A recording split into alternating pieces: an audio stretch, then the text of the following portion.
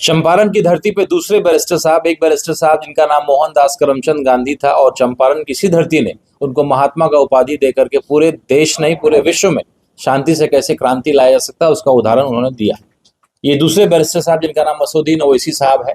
आज देश का जो माहौल आतंकवादियों ने बना दिया था, एक इमोशनल बॉम्ब फोड़ने का काम किया था। वो 26 लोगों को केवल मारा नहीं था, 26 करोड़ लोगों को उन्होंने इमोशनली जो है एक आहत किया था, और देश में एक हथियार के रूप में उन्होंने इस्तेमाल करने का कोशिश किया कि हिंदू और मुसलमान में लड़ाई हो जाए और ये देश को कमजोर करके इसका जो है देश का खात्मा किया जा सके। लेकिन शुक्र है कि दोनों ही समाज में, असदुद्दीन ओवैसी साहब अगर मुसलमान समाज की बात उन्होंने डट के बोली, तो हिंदू समाज के भी कई नेताओं ने जो है बात को रखा, जिसकी वजह से हमारे देश में गृह युद्ध नहीं हुआ, हिंदू मुसलमान नहीं हुआ, और आतंकवाद को जो है करारा जवाब मिला, और आतंकवादियों की जीत जो है भारत में हमने नहीं होने दिया। और जो इसके पीछे थे पाकिस्तान, उसको जो है ललकारने का काम हमारे राष्ट्रीय अध्यक्ष असदुद्दीन ओवैसी साहब, जो सदन में शेर की तरह सच बोलना करते हैं और उसके लिए जाने जाते हैं, चंपारण की धरती पे पहली बार ढाका के सरजमी पे वो आने वाले हैं। और इस कार्यक्रम का थीम ही है, एक शब्द होता है जिहाद, जो उर्दू शब्द है जिसको हमेशा गलत इस्तेमाल लोगों ने किया है। इस शब्द का सही मायना है किसी भी गलत चीज के खिलाफ अपनी आवाज को बुलंद करने को कहते हैं जिहाद। तो हमारे ओवैसी साहब ढाका के सरजमी पे सही मायने में जिहाद शब्द का अर्थ समझाने आ रहे हैं, और आतंकवाद के खिलाफ जिहाद, एक कार्यक्रम का नाम हम लोगों ने रखा है आतंकवाद के खिलाफ ओवैसी का जिहाद। और ये कार्यक्रम जो है ये पार्टी ओरिएंटेड नहीं है, कंट्री ओरिएंटेड है, देश के ओरिएंटेड है। यहाँ मेरे पार्टी AIMM के झंडा शायद बहुत कम या ना दिखेगा, यहाँ केवल देश का झंडा दिखेगा। हम लोग तिरंगा यात्रा से अपने राष्ट्रीय अध्यक्ष जी का स्वागत करेंगे, और पूरा एक एक मुसलमान समाज ये मैसेज देने का प्रयास करेगा, खास करके एक एक हिंदू समाज, सिख समाज, हर एक समाज के लोग मैसेज देना चाहते हैं कि जब बात आतंकवाद की आएगी, जब बात आएगी देश के हित के लिए, तो पूरा देश एक होकर के, हिंदू मुसलमान एक होकर के, ऐसे आतंकवादी जिनका मंसूबा था कि हमारे देश को तोड़ करके वो हमारे देश को बर्बाद कर दें, उसका करारा जवाब हम लोग देंगे। 4 मई को रविवार के दिन 9 बजे से हमारा कार्यक्रम है, और ये कार्यक्रम बिल्कुल समय से शुरू हो जाएगा, क्योंकि ओवैसी साहब का वापसी का फ्लाइट भी है। अगले दिन 5 तारीख को वक्फ बोर्ड को लेकर के सुप्रीम कोर्ट में सुनवाई है, और वो भी एक पिटिशनर है, तो उनका होना, एक वकील भी है, तो उनका सुप्रीम कोर्ट में होना अनिवार्य है। तो 4 तारीख को बिल्कुल 9 बजे हम लोग इस कार्यक्रम को ढाका खेल मैदान में इसको शुरू कर देंगे, और पाकिस्तान को ललकारने का काम हमारे बैरिस्टर साहब करेंगे, और एक जिहाद जो है आतंकवाद के खिलाफ हम लोग ढाका के इस मैदान से करेंगे। और ये ढाका में जो एक ऐतिहासिक कार्यक्रम होने जा रहा है 4 मई को, वो पूरा देश नहीं पूरा विश्व देखेगा। जो लोगों को लगता है कि हमारे हिंदू मुसलमान की एकता कमजोर है, उस पर आप अटैक करके हमारे कमजोर नस को दबा करके हमको आप कमजोर कर सकते हैं, बर्बाद कर सकते हैं, हरा सकते हैं। वैसे लोगों को, पूरा देश को, ये पूरे विश्व को जो है ढाका की सरजमी से एक एक हिंदू, एक एक मुसलमान भाई एक होकर के एक संदेश देने का काम करेंगे। ये चुनावी साल है और अचानक ओवैसी का ढाका में आगमन होना, ये क्या संकेत बता रहा है? देखिए, निश्चित रूप से चुनावी साल में हम लोग हैं, चुनावी गतिविधियां तो बिल्कुल होती रहेंगी और सक्रिय तरीके से होगा। और ये चंपारण की धरती पर उनका पहला यात्रा है, और चूंकि ढाका के लोग इंतजार कर रहे थे चुनाव के दरमियान, लेकिन किसी कारण से वो नहीं आ पाए।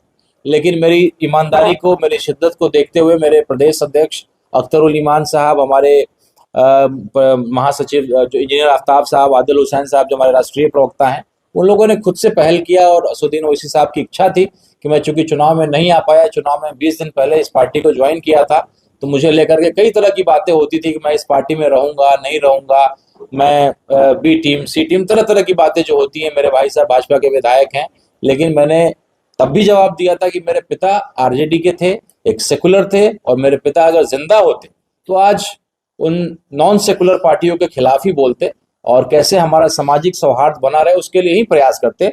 तो किसी भी पुत्र की पहचान उसके पिता से होती है, तब भी मैंने बोलने का प्रयास किया था। लेकिन चुनाव में मात्र 20 दिन का समय था, मैं अपने आप को साबित नहीं कर पाया। लेकिन उसके बाद जिस शिद्दत से लगातार काम कर रहा हूँ, लोगों के विश्वास को जीतने का काम किया है, अपने राष्ट्रीय अध्यक्ष, अपने प्रदेश अध्यक्ष, अपने पार्टी के तमाम कार्यकर्ताओं का विश्वास जीतने का प्रयास किया है। सीतामढ़ी के हमारे जिला अध्यक्ष जहांगीर भाई यहाँ बैठे हैं, शिवहर के डॉक्टर मिसबाउल हक साहब बैठे हैं, हमारे पूर्वी चंपारण के हमारे गार्जियन नसीम अख्तर साहब हैं, मुजफ्फरपुर से हमारे अफरोज भाई आए हैं मुंबई से टिकट कटा करके, और तमाम मेरे जितने भी यहाँ कार्यकर्ता हैं, और बड़ी शिद्दत से, बड़ी ईमानदारी से हम लोगों ने एक ऐतिहासिक कार्यक्रम करने का फैसला लिया है। इस और सभा का मुख्य उद्देश्य क्या है? या मतलब पॉलिटिकल लेके जाना है, या आतंकवाद के खिलाफ की बातें हैं, या फिर कोई जद्दोजहद वाली बातें?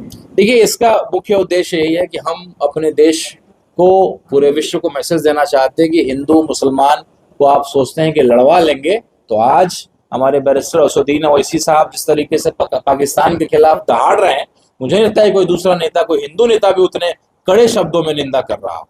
क्या इस कार्यक्रम के माध्यम से बिहार में आप लोग पूरी तौर पे चुनावी मूड में आ जाएंगे? तैयारी शुरू कर दी जाएगी इस कार्यक्रम के बाद? देखिए, जैसा मैंने बोला, मेरी पार्टी का झंडा नहीं रहेगा, केवल तिरंगा झंडा रहेगा। लेकिन जहां ओवैसी साहब खड़े होंगे, अख्तरुल ईमान साहब खड़े होंगे, राणा रंजीत खड़े होंगे, तो निश्चित रूप से आप उसको पार्टी का मानिए ये। लेकिन हम लोग सबको दावत देना चाहते हैं, केवल AIMIM परिवार नहीं, ऐसे तमाम लोग जो समाज में एक मैसेज देना चाहते हैं कि हम हिंदू मुसलमान एक हैं, और कोई आतंकवादी आ करके, कोई इमोशनल बॉम्ब फोड़ करके, कुछ गलत करके और ये सोचेगा कि हमारा देश का हिंदू मुसलमान आपस में लड़ने लगेगा, गृह युद्ध की तरफ हमारे देश को धकेल देगा, तो ऐसा हम बिल्कुल होने नहीं देंगे। उसका एक संदेश है कि आपकी पार्टी में महिलाओं की जो आधी आबादी है उसकी भागीदारी देखने को तक मिलती नहीं। ऐसा नहीं है, बिल्कुल। आप मेरे चुनाव के कार्यक्रम में अगर आप आते तो कई महिलाएं, और आप उस दिन भी देखेंगे हम लोगों ने अलग से इंतजाम महिलाओं के लिए किया है, और एक अलग सेक्शन होगा कार्यक्रम में। मुझे लगता है कि लाखों की संख्या में लोग उपस्थित रहेंगे। 4 तारीख को संडे का दिन भी है, और महिलाओं के लिए हम लोग खास करके एक अलग ये इंतजाम रहेगा, बहुत बेहतरीन इंतजाम रहेगा। तो मैं तमाम अपनी बहनों से, अपनी माताओं से आग्रह करता हूं कि वो भी जरूर आए और आकर के हमारे बैरिस्टर साहब को सुनने का काम करें।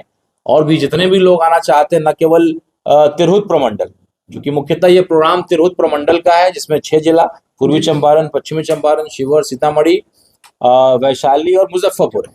उसके अलावा भी मैं तमाम अपने देश के तमाम सभी लोगों को आमंत्रित करता हूं, दावत देता हूं कि चंपारण के इस क्रांतिकारी धरती पे आपका स्वागत है। चंपारण गांधी जी के इतिहास से और चंपारण के मटन से आपका स्वागत करने के लिए तैयार है। आप सब लोगों का स्वागत है, आपका इस्तकबाल है। तमाम बिहार के लोग जो चाहते हैं कि हिंदू मुसलमान एकता का मैसेज पूरे देश को, पूरे विश्व को दे, तो आइए, ढाका के सरजमी पे आपका स्वागत है, और पूरा चंपारण, पूरा ढाका आपके स्वागत में खड़ा। लोगों का एक सवाल उठ रहा है कि ओवैसी साहब ढाका में क्यों आ रहे हैं? क्या यहाँ से अपने प्रत्याशी को उतारने की तैयारी हो रही है, या एक बड़े स्तर पर लोगों को मैसेज देने की कोशिश हो रही है? वजह क्या है ढाका में आने की? देखिए, ढाका एक मुस्लिम बहुल इलाका है निश्चित रूप से, और पहले आपने देखा होगा कि ढाका को कुछ लोगों ने बदनाम भी करने का काम किया है। कुछ लोग कहते हैं कि भाई ये मिनी पाकिस्तान है। एक पहले की यहाँ के सांसद थी जिन्होंने इन शब्दों का इस्तेमाल किया था कि ये मिनी पाकिस्तान है। तो इसलिए जो एक इल्जाम जो है खास करके हमारे मुस्लिम भाइयों पे दिया जाता है, उसका करारा जवाब हम लोग यहीं से देंगे, और एक एक आदमी जो है चीख करके हिंदुस्तान जिंदाबाद करेगा, एक एक व्यक्ति के हाथ में तिरंगा होगा। और इस कार्यक्रम के लिए हम लोग अगर किसी से सहयोग मांग रहे हैं चंदा के रूप में, तो हम उनसे तिरंगा मांग रहे हैं। या तो आप हमको तिरंगा दे दीजिए, हम आपके दरवाजे पे जब आमंत्रण पत्र लेकर के आएंगे, और नहीं तो किसी रूप से अगर तिरंगा हमको आप मदद करना चाहते हैं हमारे इस कार्यक्रम में, तो आप अपनी तरफ से, अगर आप नहीं भी उपलब्ध हैं, मेरे कई ऐसे सऊदी के लोग हैं, हमारी पार्टी के लोग हैं, उसके अलावा भी लोग हैं, उन्होंने मुझसे पूछा कि भैया हम लोग इस कार्यक्रम में क्या सहयोग करें। तो हमने उनसे यही बोला कि अगर कोई सहयोग करना चाहते हैं तो 100, 150, 200, 500, जिसकी जितनी क्षमता है, हमें तिरंगा उपलब्ध करा दीजिए। तो क्या ये कार्यक्रम आपके पार्टी का नहीं, एक आम आवाज का? बिल्कुल, ये देश को एक संदेश देना है कि हिंदू मुसलमान और यहाँ के मुसलमान उतने ही हिंदुस्तानी हैं, और देश के प्रति उतना ही उनका लगाव है।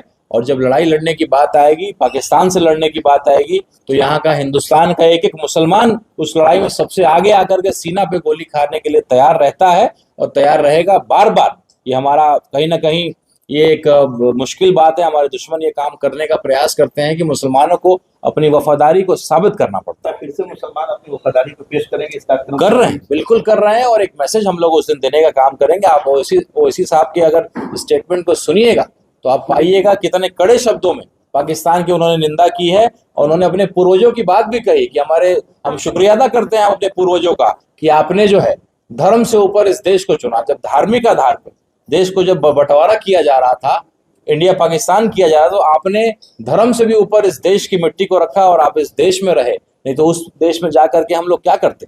चाइना को जो है उन्होंने गिरवी कर रखा है अपना ईमान। तो ऐसे देश में कौन रहना पसंद करेगा? मुसलमान जो अपने ईमान के लिए जाना जाता है, वो पाकिस्तान जैसे देश में रह करके खुश नहीं रहता।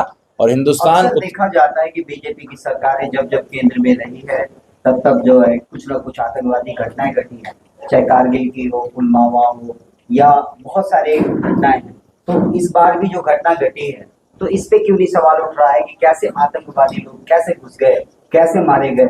इस पे सवाल क्यों नहीं होता है? देखिए, सवाल तो उठ रहा है, लेकिन क्या होता है कि कभी कभी हर चीज का एक समय होता है। आज हमारे प्रधानमंत्री या हमारी हुकूमत या हमारी सेना अगर पाकिस्तान को करारा जवाब देना चाहती है और ऐसे टाइम पे हम इन सवालों को उठाएंगे, तो शायद ये समय ठीक नहीं।